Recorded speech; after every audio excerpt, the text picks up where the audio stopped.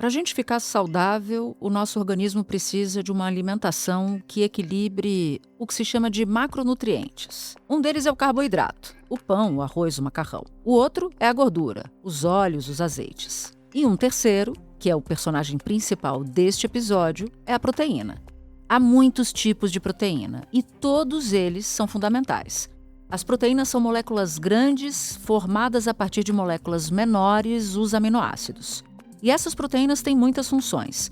Formam células, órgãos, tecidos, como a nossa pele, o nosso cabelo, o músculo e por aí vai. Atuam também na defesa do organismo, além de regular processos vitais do nosso corpo. Carnes vermelhas ou brancas, como frango, peixe fresco, além de ovos e até a soja. São algumas das principais e mais comuns fontes de proteína. O melhor lugar para encontrar uma boa proteína sempre foi a panela.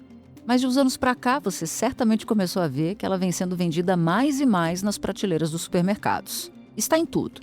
Em bebidas enlatadas, caixinhas de leite, iogurtes e até no rótulo de chocolates. Tanto é assim que nos anúncios e embalagens, o destaque é o número de gramas de proteína do produto. Quanto mais, melhor. O suplemento proteico mais famoso é o tal do Whey Protein, feito a partir do soro do leite.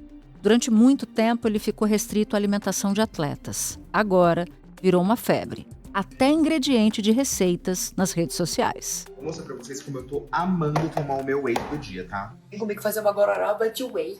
E eu me tornei a pessoa que eu mais temia, gente. Eu tô viciada em comer banana amassadinha assim, ó, com whey.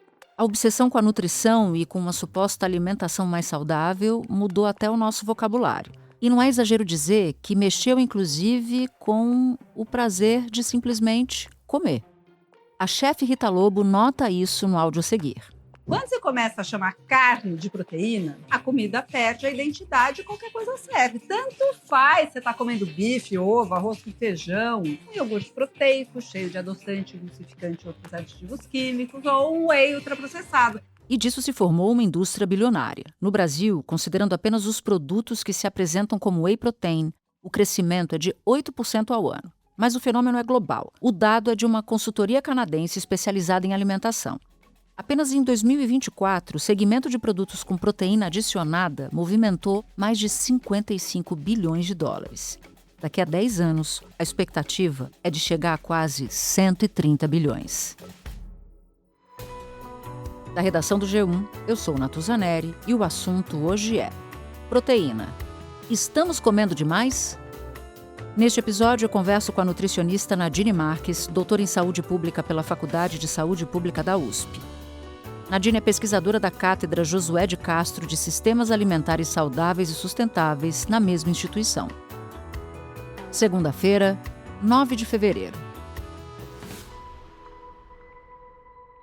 Nadine, a gente vai falar de uma mudança na recomendação nutricional nos Estados Unidos. Mas antes, eu queria te fazer uma pergunta assim de largada. Comer proteína demais é um problema? Os estudos são poucos, na verdade, né, que avaliam realmente quais os danos do consumo excessivo de proteínas. Mas fato é que o que a gente já tem verificado é que não existem benefícios adicionais quando a gente começa a aumentar o consumo de proteínas. E aí eu estou falando principalmente ali a partir de 1,5 gramas por quilo de peso por dia, né, 1,8. O que tem se verificado é que não existem benefícios adicionais. Os macronutrientes, que são aqueles nutrientes que a gente precisa em maior quantidade na nossa alimentação, então carboidratos, gorduras e proteínas, por uma questão evolutiva de eficiência metabólica, a gente vai armazenar na forma de gordura. Isso serve para todos eles. Mas para além disso, as proteínas são o único macronutriente que tem nitrogênio na sua composição. Então, no momento de armazenar, precisa passar por um metabolismo específico, né? Passar por alguns órgãos especificamente. E trabalhar com esse excesso pode acabar sobrecarregando esses órgãos. E aí eu estou falando especificamente de fígado, de rins,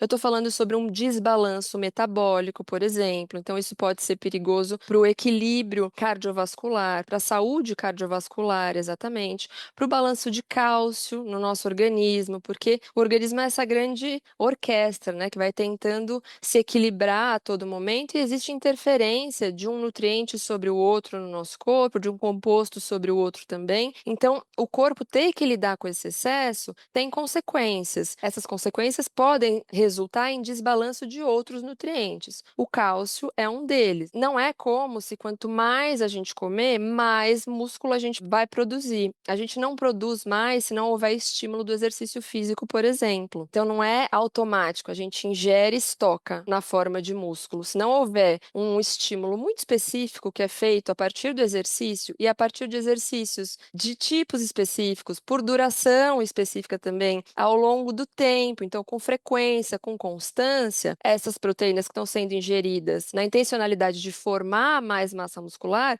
O suplemento serve para complementar a alimentação.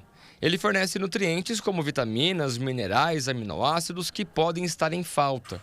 Alguns também ajudam no desempenho de atividades físicas ou na recuperação pós-exercício. Uma pessoa que quer construir uma casa, ela procura um engenheiro. Assim como uma pessoa que quer fazer a utilização de um suplemento tem que procurar um nutricionista, um profissional que vai estar apto para analisar se realmente ela precisa daquilo.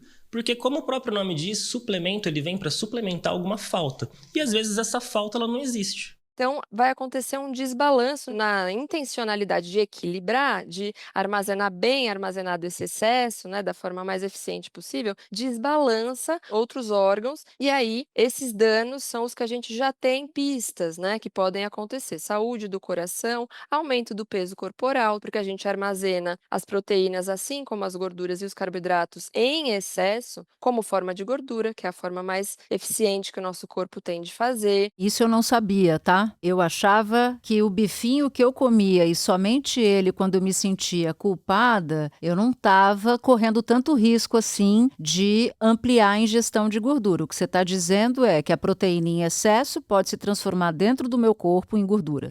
Exato. E o bife, por exemplo, né, a gente está num momento em que a gente se refere muito aos alimentos só pelo nutriente fundamental que tem ali, né? O nutriente que chama mais atenção ou que tem uma quantidade mais significativa. Então, quando eu falo de bife, eu tenho sim proteína ali dentro numa quantidade bastante importante, mas eu tenho uma série de outros nutrientes. Então, vem junto nesse pacote bife, gordura saturada, colesterol, vem nutrientes como zinco, vitaminas do complexo B também, nutrientes que são desejáveis. Então, todos os alimentos, quando eu falo de alimentos íntegros mesmo, né, são pacotes de nutrientes. E esse é mais um dos perigos da gente se referir aos alimentos como o nutriente fundamental. Então, é como chamar o leite de cálcio, chamar o pão de carboidrato ou o arroz de carboidrato. Eu estou reduzindo demais tudo que aquele alimento significa. Nadine, eu te fiz essa pergunta sobre se o consumo de proteína em excesso seria um problema, porque no mês passado os Estados Unidos mudaram a sua diretriz nutricional, recomendando comer mais proteína. Eu queria te perguntar qual é a base científica para essa nova recomendação e entender melhor essa mudança de diretriz. Natuza, a gente pode entender essa nova diretriz de uma forma um pouco conflitante. Então, quando a gente fala, por exemplo, sobre redução ou o fato de evitar ultraprocessados, isso está, de fato, cada vez mais em linha com o que a ciência tem demonstrado. Mas essa inversão da pirâmide, como você disse, em que os alimentos fontes de proteína, especialmente aqueles de origem animal, ficam em destaque, tem uma recomendação aumentada, isso, na verdade, contradiz o que a ciência vem mostrando ao longo das últimas décadas. A gente tem traçado recomendações para redução do consumo em relação ao que se consome predominantemente na maior parte do mundo. Então, o que indica que a gente já consome, e no Brasil é assim também, quantidades excessivas de carne, de alimentos de origem animal, fontes de proteína. Deixa eu te fazer uma pergunta raciocinando como se fosse um prato. Anteriormente, a recomendação americana era de que o prato fosse composto mais pelo quê? Então, ele seria composto por cereais integrais, o arroz, por exemplo, se a gente traduzir aqui principalmente para a nossa realidade, né? Cereais integrais, leguminosas, os cereais como a base, né, do que seria a pirâmide em maior quantidade, porque eles fornecem os carboidratos predominantemente, que a gente precisa de fato em maior quantidade. Haveria ali alguma quantidade de carne, e que iria fornecer, então, uma gama enorme de nutrientes e também as proteínas, e haveria quase metade do prato de vegetais. Então, legumes e verduras, quando a gente fala de um prato de refeição principal, né? Almoço, jantar,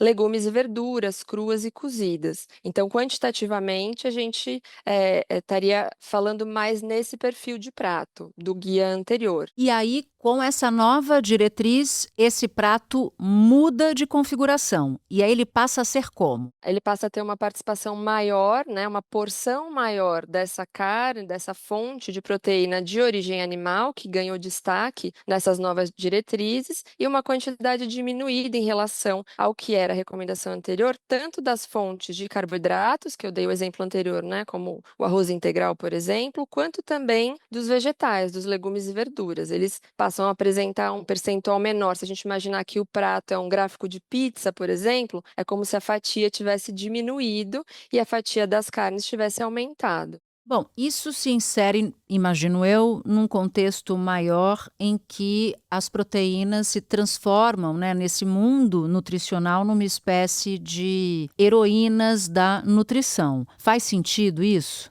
Faz sentido, Natuza. O que a gente tem verificado é justamente, isso já aconteceu em outros momentos da história, né? Mas uma certa obsessão por proteínas, né? Olhando para esses nutrientes, é como se eles fossem os heróis da alimentação. De fato, elas têm diversas funções no organismo, mas é muito importante quando a gente fala de alimentação, de nutrição adequada e saudável, alimentação equilibrada, é importante haver justamente o equilíbrio entre diferentes fontes de diferentes nutrientes e a gente consegue esse equilíbrio a partir da diversidade. Essa obsessão por proteínas faz com que a gente volte o olhar apenas para as proteínas como nutriente e priorize alimentos que são fontes desses nutrientes na alimentação, em detrimento de outros alimentos que, a propósito, a gente inclusive precisaria mais porque está mais em falta na nossa alimentação. Então é como dizer que essa obsessão não atende ao que a gente verifica de fato em estudos que avaliam o consumo alimentar real das populações. A gente já come, em média, quantidades adequadas de fontes de proteínas, enquanto a gente come, por outro lado, quantidades insuficientes de outros alimentos, como frutas, legumes e verduras, que o Guia Alimentar dos Estados Unidos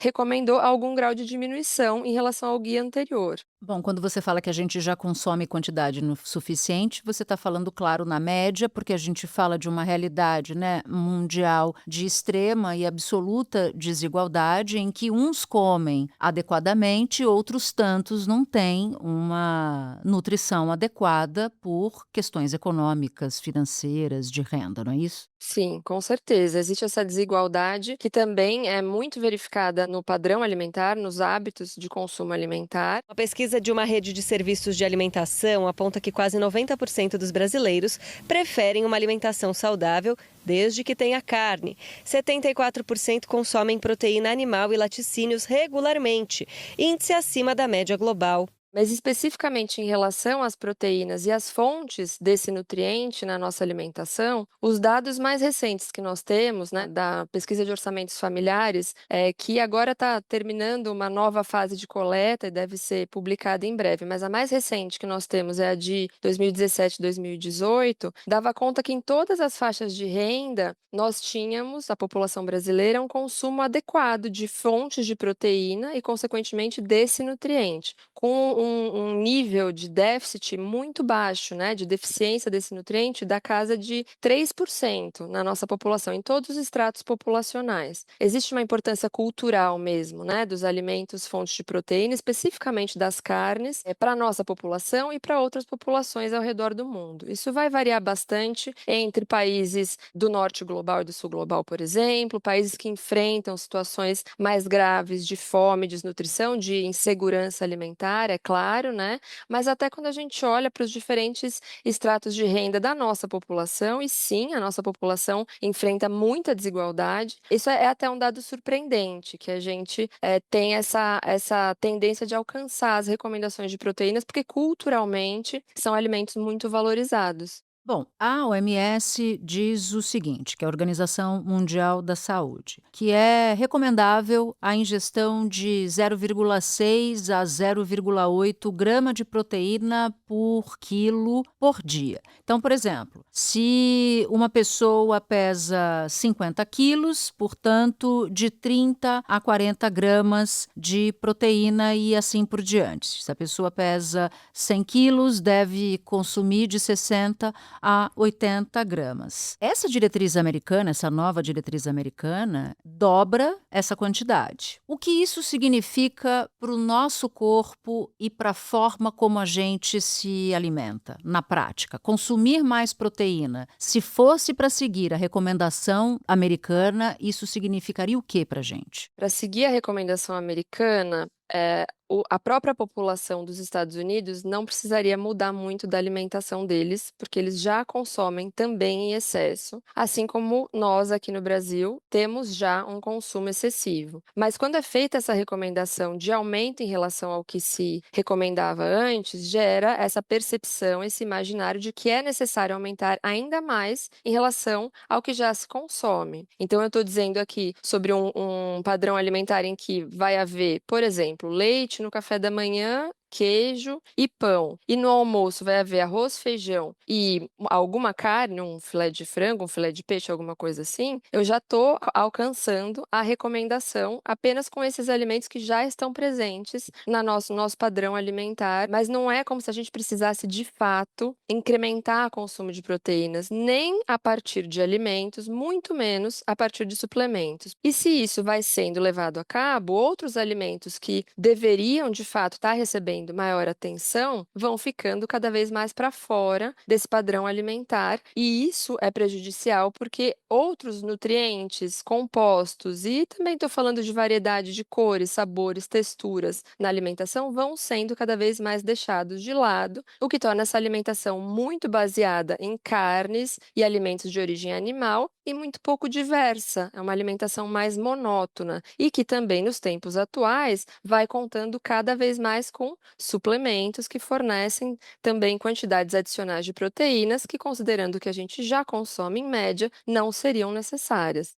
Você entra numa farmácia, você vê uma infinidade de suplementos proteicos. Você entra no supermercado, você é impactado nas redes sociais por produtos assim. Então, até aqui a gente estava falando do prato, da carne, do peixe, do frango. Agora eu quero falar com aquilo que não se parece com comida. Pois é, Natuza, de fato, a gente tem verificado uma mudança bastante grande, como você bem colocou. E vem muito também desse olhar que eu vinha dizendo, da gente reduzir os alimentos a nutrientes apenas. Então, quando eu deixo de enxergar, reconhecer, valorizar todo esse pacote que mora dentro de um alimento e que vai fazer uma série de funções diferentes no meu corpo, e passo a olhar só para nutrientes específicos, e dentro da nutrição a gente chama isso de nutricionismo, que é o reducionismo nutricional, é reduzir os alimentos apenas a veículos de nutrientes. Isso é bastante perigoso porque a gente começa a se aproximar de uma lógica de medicamento, né? De uma lógica de medicalização, como se eu pudesse extrair, e é isso que a indústria vem fazendo cada vez mais, né? Extrair nutrientes de um alimento e adicionar em outros, fortificando, por exemplo, ou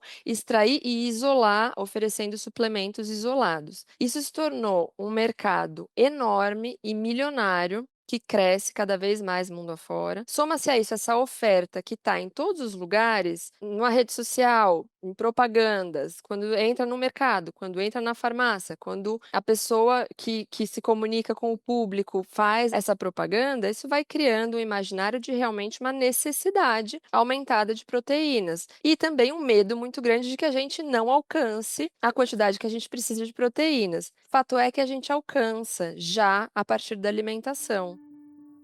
E, para além disso, a gente vai ter um excesso de proteínas no corpo que causa aqueles riscos que a gente vinha dizendo, então, em relação à saúde do coração, à saúde dos ossos, à saúde de órgãos como o fígado e os rins e até mesmo o aumento de peso. E, para além disso, esse hiperfoco, digamos assim, em alimentos fontes de proteína e em suplementos que oferecem proteínas, desloca o foco do nosso olhar de onde a gente deveria deveria estar olhando mesmo, que são os alimentos que faltam na nossa alimentação. Frutas, legumes e verduras, a gente come de forma geral muito pouco, muito menos do que deveria. E eles também fornecem diversos nutrientes importantes, uma gama enorme, além de trazer cultura alimentar, além de conferir cor, textura, sabor, variedade, diversidade para a nossa alimentação. Espera um pouquinho que eu já volto para continuar minha conversa com a Nadine Marques. Essa onda da proteína, essa sociedade do whey, digamos assim, surgem a partir de que momento? É uma busca pelo corpo mais musculoso? É uma busca por um corpo, como se diz por aí, e isso é muito relativo, em forma? Surge quando? Quando é que a gente tem o deflagrador disso? Já faz algum tempo, desde meados do século passado, que existe essa construção, né, de um mito de que a gente tem deficiência de proteínas, de que precisa haver um investimento maior em olhar para a quantidade de proteínas na nossa alimentação, esse imaginário de que as proteínas são esse nutriente herói virtuoso, e aí a gente vai avançando no tempo, e de fato as proteínas estão bastante associadas a aumento de massa muscular quando existe prática de exercício físico, principalmente do tipo da musculação, né, para construção muscular. Então, para que isso aconteça, é necessário que as necessidades de proteínas sejam atendidas. Então, a gente estava mais nesse ponto. Mais recentemente, não saberia dizer o que é o ovo, o que é a galinha, né, mas tem havido uma retroalimentação entre o aumento da prática de atividade física e aí também marcadamente a prática de musculação em academias e como se fosse um pacote só, né? Como se a partir do momento que a pessoa começa a fazer esse tipo de exercício, necessariamente ela precisasse aumentar o seu consumo de proteínas e a forma mais eficiente fosse essa, a de shakes, né? Que de forma geral também substituem refeições. Isso vai sendo retroalimentado, né? Os dois elementos, o exercício físico com um terceiro elemento aqui, né, que é esse culto a um corpo mais definido, digamos assim, mais atlético, podemos dizer assim também, mas que faz parte também, né, de um imaginário de padrão de beleza e como se as proteínas fossem um elemento fundamental para isso. Elas são um elemento muito importante, mas antes de qualquer coisa, a gente precisa entender qual é o consumo atual de cada um dos indivíduos, de cada pessoa. E quando a gente olha para os dados de consumo alimentar, a gente já consome adequadamente. Os nutricionistas explicam que mesmo o whey sendo considerado um ultraprocessado, ele tem benefícios nutricionais e é considerado uma boa fonte de proteína. Claro que falando de ultraprocessados, tanto o whey quanto as bolachas têm ingredientes que em excesso não fazem bem para a saúde. Outro ponto importante é que o whey não deve ficar sendo usado para substituir as refeições, por mais tentador que isso pareça. Os nutricionistas ainda lembram que nem todo mundo precisa tomar whey. Isso faz também referência ao fato de que o whey é a proteína do soro do leite. Ela vem a partir da indústria de lácteos, né? Então, quando se produz queijo, por exemplo, uma parte das proteínas forma o queijo e outra parte, que são as proteínas do soro, que não coagulam, não endurecem ali para formar o queijo, são desprezadas. Então, ela é um subproduto da indústria de lácteos. E quanto mais se produz lácteos, mais sobra esse subproduto. E existem pistas também ao longo da história que quando existe excesso de subprodutos da indústria de alimentos, esses produtos vão sendo direcionados sob outros formatos, né? Vão sendo colocados no mercado de outras formas. Isso acontece com o whey, por exemplo. Sim, eu estou entendendo aqui o teu ponto. Não é dizer que a proteína não faz bem. Não, faz bem. O ponto é dizer que proteína em doses excessivas pode fazer bastante mal, sobretudo se essas doses excessivas de proteína significarem a ausência de outros nutrientes. É como se a proteína tivesse virado a primadona do espetáculo, mas não houvesse quase atores coadjuvantes nesse grande show, nessa grande apresentação. Me corrija se eu estiver errada. Você, junto com outros pesquisadores, publicou um artigo recente sobre o que você enxerga como o mito do déficit proteico. Vocês recuperam a origem dessa ideia de que todo mundo precisa consumir mais e mais proteína, que isso vem lá da metade do século XX, mas eu queria que você retomasse para a gente esse histórico. Quais eram os interesses em jogo naquela época? Era isso? De escoar aquilo que sobrava dentro da indústria? Era outra coisa?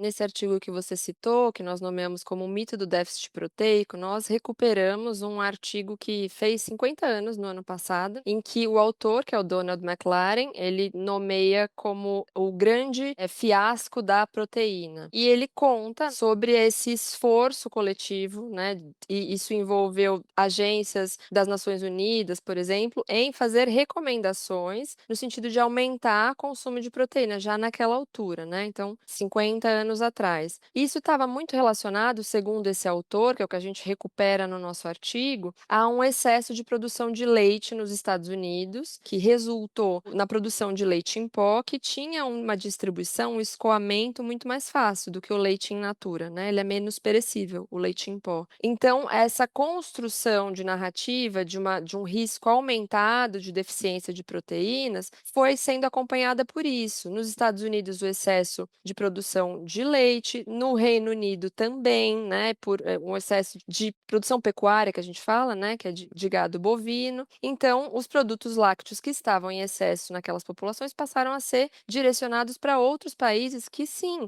têm questões, né, com déficit de forma geral, com uma alimentação menos rica, com uma alimentação mais relacionada à insegurança alimentar, mas não necessariamente faltando proteínas. Então, a gente vai vendo esse padrão se repetir, né? E o que a ciência foi mostrando foi que em situações em que existe energia suficiente naquele padrão alimentar, né, calorias suficientes, dificilmente a gente vai ter déficit de proteína. Geralmente, se existem calorias suficientes, haverá também suficiência proteica, a não ser que esse padrão alimentar se concentre em pouquíssimos alimentos, como os tubérculos, por exemplo, batata, mandioca, só baseada em tubérculos, por exemplo, né, que são alimentos mais pobres em proteínas. Nadine, muito obrigada pelas explicações todas. Bom trabalho para você. Eu que agradeço, foi um prazer. Este episódio usou áudio da TV Cultura. Este foi o Assunto, podcast diário disponível no G1, no YouTube ou na sua plataforma de áudio preferida. Comigo na equipe do Assunto estão Luiz Felipe Silva, Amanda Polato, Sara Rezende, Carlos Catelan e Luiz Gabriel Franco. Colaborou neste episódio Paula Paiva Paulo. Eu sou Natuzaneri e fico por aqui. Até o próximo assunto.